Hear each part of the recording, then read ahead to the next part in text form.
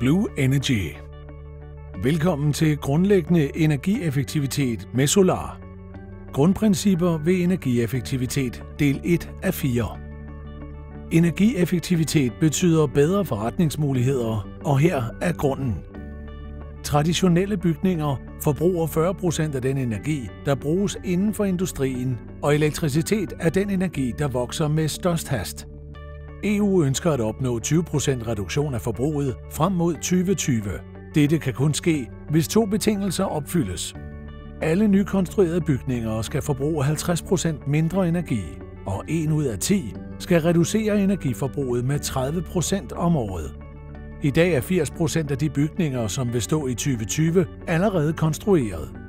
Det eneste potentiale til yderligere besparelser ligger i reduktion af energiforbruget, og det er en mulighed for din virksomhed.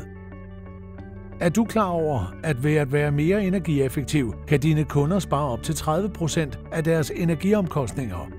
Det giver dem også mulighed for både at reducere vedligeholdelsesomkostningerne og øge deres komfortniveau. Og selvfølgelig reducerer det udledningen af drivhusgasser. For at få succes med energibesparelser skal følgende 4-trinsmodel følges. Først foretages et energitjek, derefter findes den rigtige løsning, løsningen implementeres, og til sidst opsættes et energiovervågningssystem. Modellen giver mulighed for styring af energiforbruget, hvilket sikrer de bedste resultater for dig og dine kunder.